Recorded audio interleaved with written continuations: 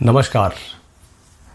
आज के वीडियो में बात करेंगे अपने प्रीवियस वीडियो के कंटिन्यूएशन में फेक टाइटल्स जो इंडिया में दिए गए हैं लोगों को उस पर।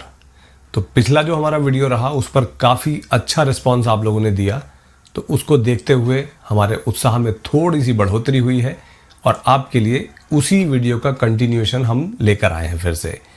तो बात करेंगे फेक टाइटल्स की जो इंडिया में डिफरेंट लोगों को डिफरेंट फील्ड्स में दिए गए हैं।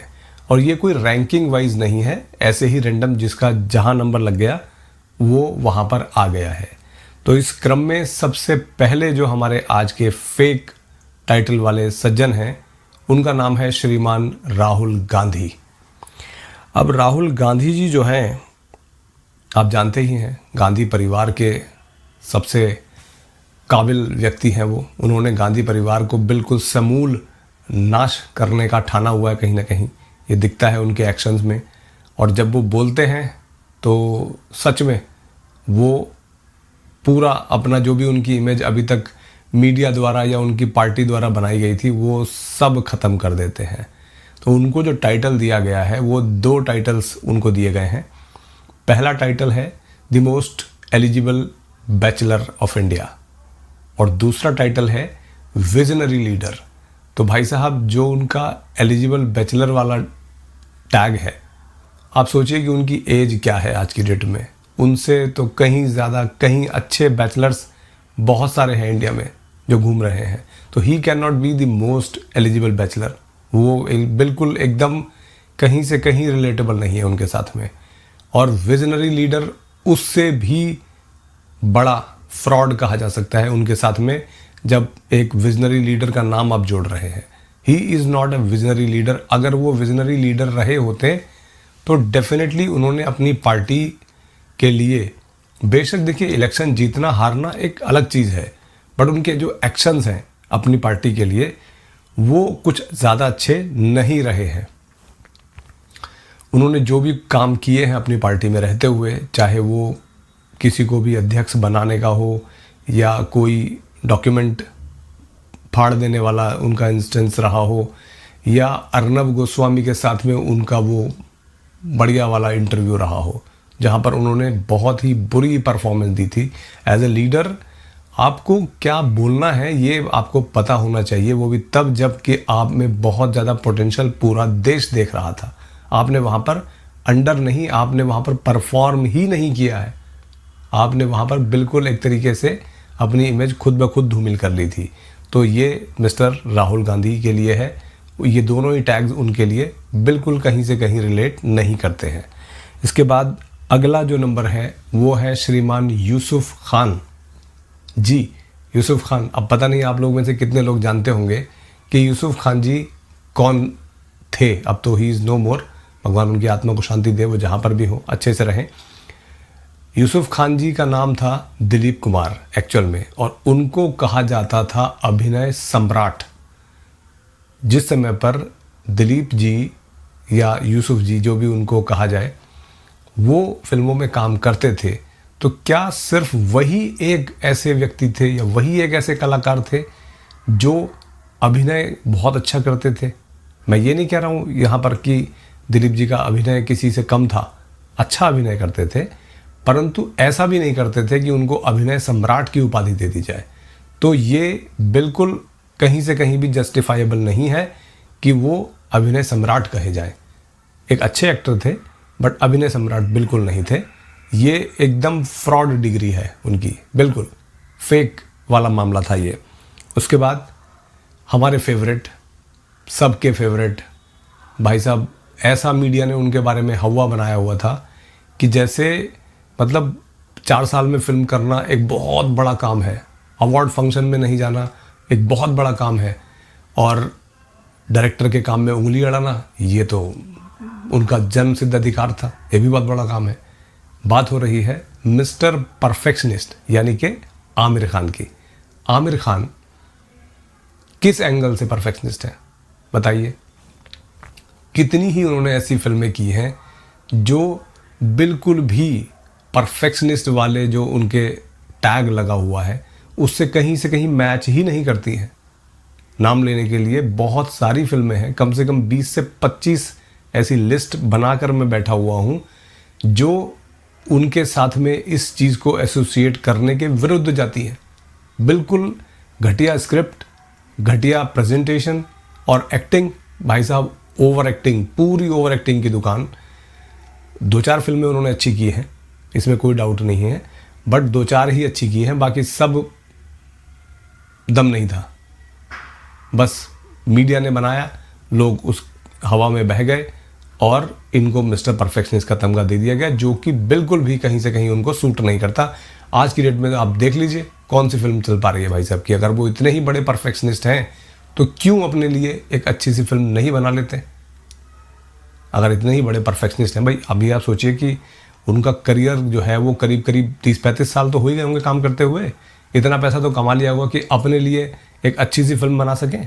जब परफेक्शनिस्ट है तो, लेकिन नहीं कर पा रहे हैं क्योंकि वो जो चीज़ उनके साथ में एसोसिएट की गई थी वो जेन्युइन नहीं थी। जो आदमी जेन्युइन होता है वो तो कभी भी परफॉर्म कर देगा यार, उसमें दिक्कत क्या है? बट वो नहीं कर पा रहे हैं। ये साबित करता है, सिद्ध करता है कि वो कोई परफेक्शनिस्ट नहीं है। ये एक बिल्कुल फेक उनके साथ में चीज़ जोड़ी गई थी। अगले सदी के महानायक अमिताभ बच्चन जी, भाई कैसे आप सदी के महानायक कहे जा सकते हैं? आपने क्या किया है? जो आपके पास सॉफ्ट पावर थी, आप उनको सदी का महानायक किस रूप में कह रहे हैं? सदी का महाकलाकार कह दीजिए।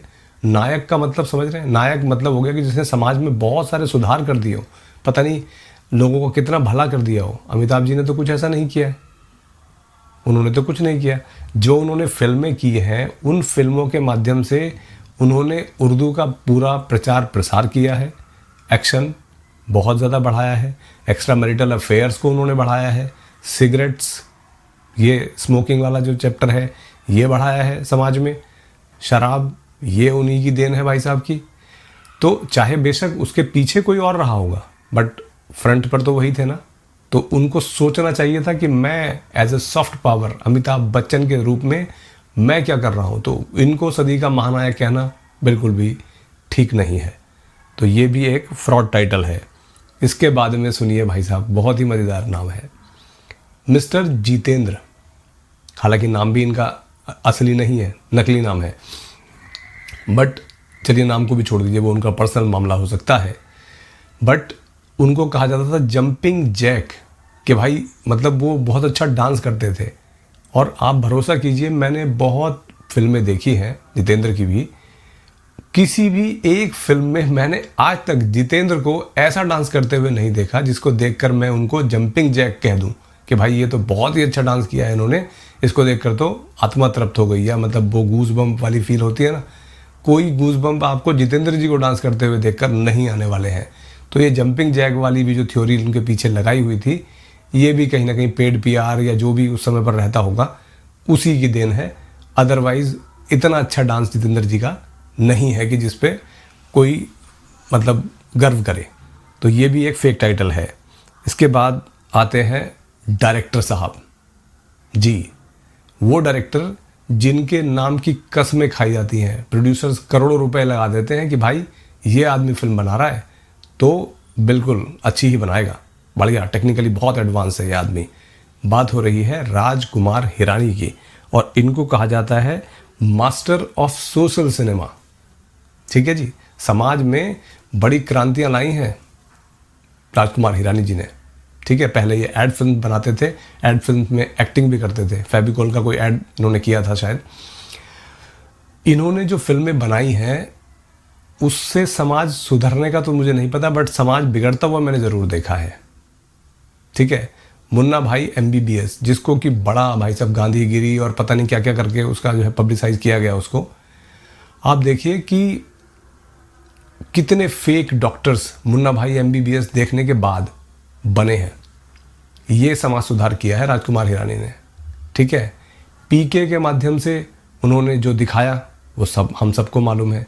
3 इडियट्स में जो उन्होंने दिखाया कि बच्चे सुसाइड कर ले रहे हैं, और उसके बाद में आपने देखा होगा मतलब करीब करीब जब 3 इडियट्स आई थी उसके 4-5 महीने बाद तक न्यूज़ आर्टिकल्स भरे पड़े थे। आप चाहे तो जो आर्काइव्स आपको मिल जाए अगर किसी भी न्यूज़पेपर का, उठाकर देखिएगा, नेशनल लेवल पर इस तरह की खबरें कितनी आई थी कि भाई साहब वहाँ पर उस बच्चे ने सुसाइड कर लिया, वहाँ पर उस यूनिवर्सिटी में स्टूडेंट ने सुसाइड कर लिया, वहाँ पर उस हॉस्टल में फांसी लगा ली।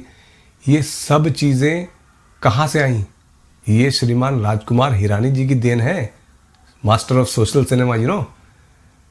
तो इस तरीके से ये जो टैग इनके साथ में एसोसिएट किया गया है, ये भी बिल्कुल डिज़र्व नहीं करते हैं इस टैग को। कोई भी कौन करता है वो भी किसी और वीडियो में आपको बताएंगे, बट ये मास्टर ऑफ सोशल सिनेमा नहीं है, ठीक है। और इस क्रम में लास्ट नाम आता है जिसको शायद सुनकर आप चौंक भी सकते हैं कि यार ये आदमी भी, इसको भी आपने गलत टैग में लिस्ट में डाल दिया। जी हाँ, रोहित शेट्टी। रोहित शेट्टी को कहा जाता है किंग ऑफ मास एंटरटेनमेंट, यानी कि king of mass entertainers, rather, sorry, I bag your pardon, king of mass entertainers, यानी कि उन्होंने वो फिल्में बनाई हैं जो आम जनता पसंद करती है, आम जनता देखना पसंद करती है। जिन फिल्मों को, वो फिल्में रोहित शेट्टी ने बनाई हैं। अच्छा, चलिए एक बार इस बात पे भी नज़र डाल लेते हैं, कितनी फिल्में बनाई हैं रोहित शेट्टी ने। आप याद कीजिए, मोस्टली आपको शायद गोलमाल सीरीज़ याद आएगी। गोलमाल में भी शायद 2 ही उनके पार्ट्स ऐसे हैं जो देखने के बाद में आपको हंसी आती है, आपको अच्छा लगता है, उनको मास एंटरटेनर्स कह सकते हैं। बट उसके अलावा कौन सी फिल्म है? सूर्यवंशी और सिम्बा, ये फिल्में मास एंटरटेनर्स थी। कितने लोगों ने देखी हैं आप बताइएगा? कितने लोग, आप लोगों में से कितने लोगों ने ये फिल्में देखी हैं जिनको किंग ऑफ मास एंटरटेनर्स ने बनाया है? आई थिंक बहुत ही कम लोग हैं। बहुत अजीब अजीब सी फिल्में रोहित शेट्टी ने बनाई हुई हैं, तो ये तमगा इनके साथ में जोड़ना बिल्कुल भी जस्टिफाई नहीं होता है। तो आज के इस वीडियो में इतना ही रखते हैं। अगले किसी वीडियो में आपके लिए और जानकारियाँ इसी तरह की लेकर आएंगे। चैनल अभी नया है, बहुत ही कम सब्सक्राइबर्स हैं, ये कहें कि सब्सक्राइबर्स हैं ही नहीं। तो यदि आप मेरी विचारधारा से सहमत हैं, आपको लगता है कि मैं जो बातें बता रहा हूँ वो सच में ठीक है, किसी का मैं अपमान नहीं कर रहा हूँ, सिर्फ एक नॉर्मल आपको एक बात बता रहा हूँ, तो यदि आपको मेरी विचारधारा पसंद आती है तो चैनल के साथ जुड़ने के लिए आप चैनल को सब्सक्राइब कीजिए, बेल आइकन दबाइए, वीडियो को लाइक कीजिए। अगर कोई आपके विचार हैं, अच्छे हैं, ख़राब हैं, मेरा कोई पॉइंट मुझसे छूट गया है, या कोई पॉइंट आपको बहुत ही अच्छा लगा है जिस पर आप मुझे अप्रिसिएशन देना चाहते हैं, तो वो आप कमेंट के माध्यम से मुझसे बताइएगा। Thank you very much for your time. नमस्ते।